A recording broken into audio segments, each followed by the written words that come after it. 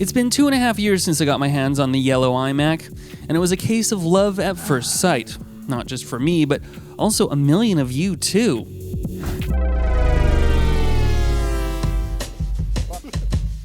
And now it's got its first upgrade, the M3 chip. And frankly, the iMac is overdue for an upgrade. The M1 is a great chip, but since the release of the upgraded Pro, Max, and Ultra chips, it's become really hard to justify the iMac. And if I'm being honest, even before those newer chips came out, I found the iMac couldn't handle everything I needed to do. And I found myself using another, more powerful Mac whenever I needed to deal with footage here. It's a damn shame too, because the iMac is so beautiful and should be the only computer I need here. With the new version, is it?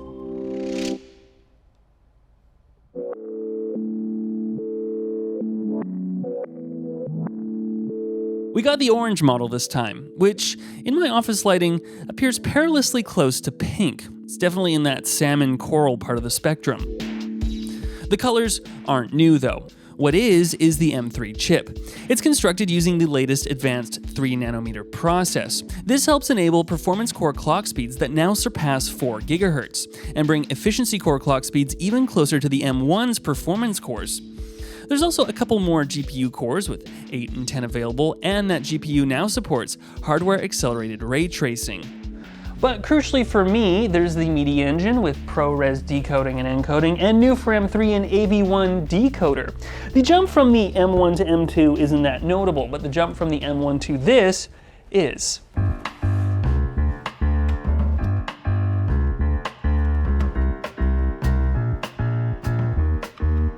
For instance, just walking outside a house in Resident Evil Village, I got frame rates ranging between 40 and 60, whereas our M1 model peaked at 40, but you'd really have to lock it at 30. Game looks decent on this screen though.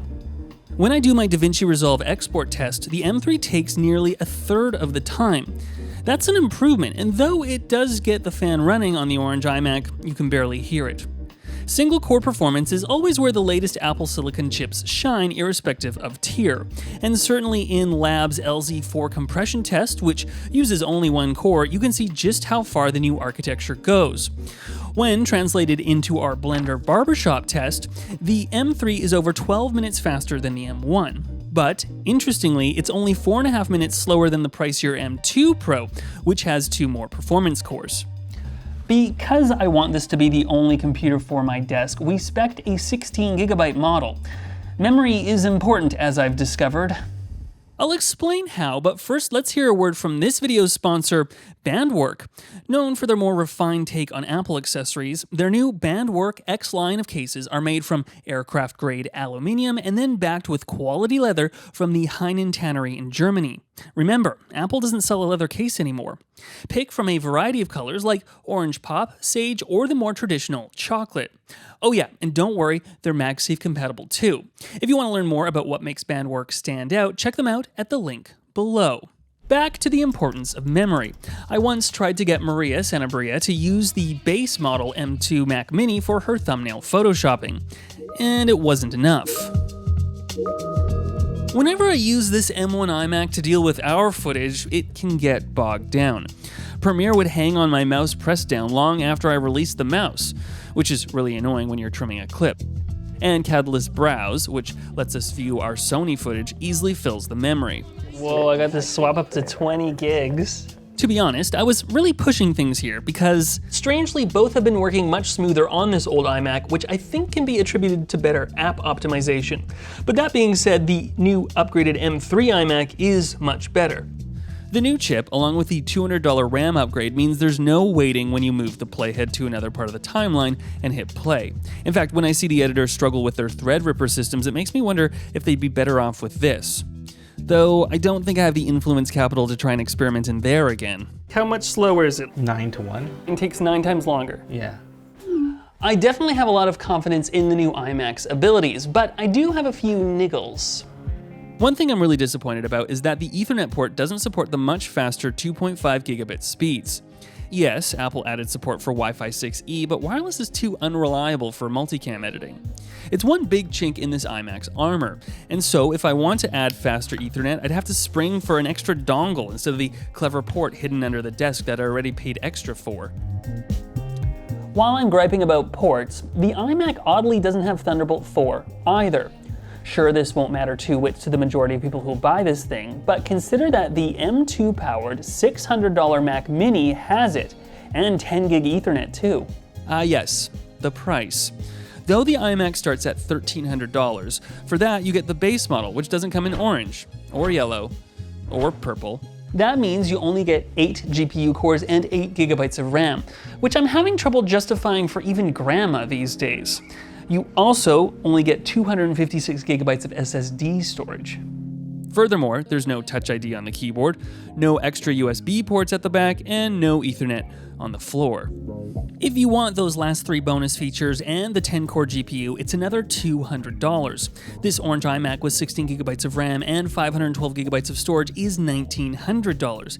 And phew, that's not an insignificant sum, but still a bit less than how much an equivalent Intel-powered 27-inch iMac cost back in the day.